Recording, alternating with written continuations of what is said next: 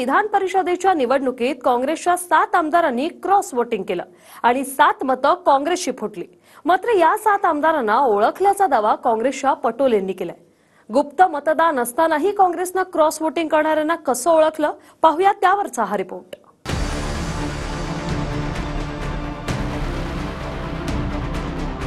विधान परिषदेच्या निवडणुकीमध्ये काँग्रेसची 7 मतं फुटली।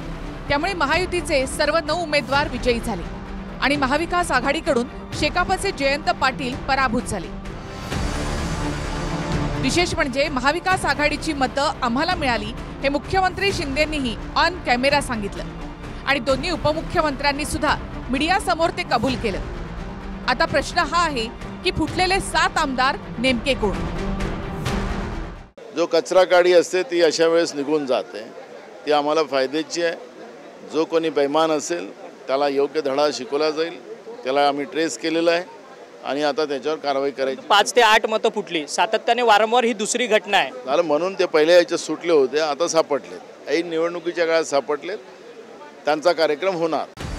फुटलेल्या आमदारांना ट्रेस केलंय, आता त्यांचा कार्यक्रम होणार असं काँग्रेसचे प्रदेशाध्यक्ष नाना पटोले म्हणाले।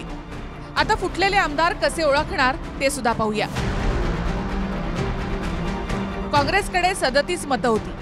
37 मतांमध्ये 10-10चे 3 आणि एक गट 7 आमदारांचा केल्याची माहिती आहे। 10 आमदारांच्या गटाला दुसरा आणि तिसरा पसंती क्रम देण्यासाठी विशिष्ट मार्किंग देण्यात आलं होतं। जसं की दुसऱ्या पसंतीची मतं नोंदवण्यासाठी 2 नंबरचा क्रमांक संबंधित मतपत्रिकेच्या बॉक्समध्ये उजव्या बाजूला लिहायचा, डाव्या बाजूला लिहायचा की मध्यभागी लिहायचा। कोणता आमदार कोणता पसंती क्रमांक आणि तो कसा लिहायला सांगितलेला आहे त्याची नोंद आधीच काँग्रेसनं डमी पत्रिकेद्वारे आमदारांकडून नोंदवली होती। ज्यावेळी मतमोजणी संपली त्यावेळी काँग्रेसचे निवडणूक प्रतिनिधी सतेज पाटलांनी सर्व मतपत्रिका तपासल्या आणि त्यातून कोणते 7 आमदार फुटले हे काँग्रेसच्या लक्षात आलं। जे कोणी फुटले असतील त्यांना मी तेथली जनतेला या मतदारसंघातनं निवडून आलेत त्यांना आव्हान करीन की ह्यांना जोड्याने मारा। जर पक्ष निष्ठा सांभाळता येत नसेल, ज्या पक्षाने तुम्हाला मोठं केलं त्यालाच ऐन क्षणी घात करणार असाल, रात्री जेवणार असाल त्या पक्षाचं, एवढी नमखरामी करणाऱ्याला सोडू नका। याआधी 2022 मध्ये सुद्धा विधान परिषदेच्या निवडणुकीत काँग्रेसची मतं फुटली होती आणि पहिल्या पसंतीचे उमेदवार चंद्रकांत हंडोरे यांचा पराभव झाला होता। आता 2 वर्षात दुसऱ्यांदा काँग्रेसला फुटीचा धक्का बसलाय। काँग्रेसची जी मतं होती 7, वारंवार सांगतोय, ही गेल्या 2 वर्षापासून काँग्रेस बरोबर नाही, ती कागदावर आहेत आणि ती नावांसह समोर आलेली आहे। या 7 लोकांनी मागच्या वेळेला चंद्रकांत हंडोरे यांचा पराभव केला। ते 7 लोक आहेत, त्याच 7 लोकांना घेऊन आपण हा कालचा खेळ केला। याच्यावेळी काय तुम्ही महाराष्ट्र जिंकला असं होत नाही।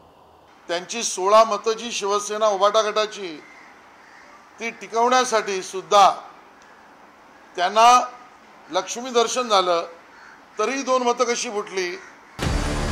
मतदानाच्या 1 दिवस आधीच काँग्रेसचे आमदार कैलास गोरंट्याल यांनी 4 आमदार फुटणार असल्याचं म्हटलं होतं, पण त्यामध्ये आणखी 3 मतांची भर पडली।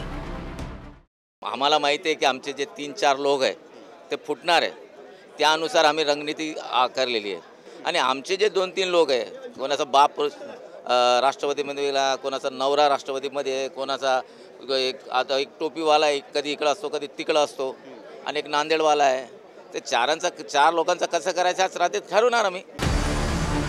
तर जी 7 मतं काँग्रेसची फुटली त्यापैकी 5 मतं अजित पवारांच्या राष्ट्रवादींना फोडल्याची चर्चा आहे, कारण अधिकची मतं मिळाली असं स्वतः अजित पवार म्हणाले। राजेश विटेकर यांना 23 आणि शिवाजीराव गर्जेंना 24 मतं मिळाली। अजित पवारांच्या राष्ट्रवादीकडे 42 मतं असताना दोन्ही उमेदवारांना 47 मतं मिळाली, म्हणजेच 5 मतं जास्त मिळाली। ही 5 मतं काँग्रेसची असल्याची शक्यता आहे। हमारे पास टोटल वोटर थे 42, हमारे कैंडिडेट को वोट मिले 47, तो इसीलिए हमें 5 वोटर ज़्यादा मिले।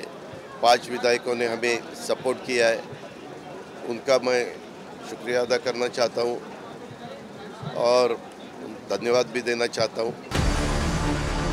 गेल्या 4 वर्षात महाराष्ट्रानं आमदारांची फूट याची देही याची डोळा अनुभवली आहे। शिवसेना आणि राष्ट्रवादीच्या बाबतीत उघडपणे आमदार फुटली आणि दोन्ही पक्षांचे 2 गट झाले, तर काँग्रेसच्या बाबतीत विधान परिषदेच्या निवडणुकीमध्ये आमदारांनी क्रॉस वोटिंग केलं। आता याच क्रॉस वोटिंगनं पक्षाला धोका देणाऱ्या आमदारांना ओळखल्याचं पटोले सांगतायत। त्यामुळे काय कारवाई होते हे येत्या काळामध्ये दिसेलच। Bureau report, TV9 Marathi, Mumbai.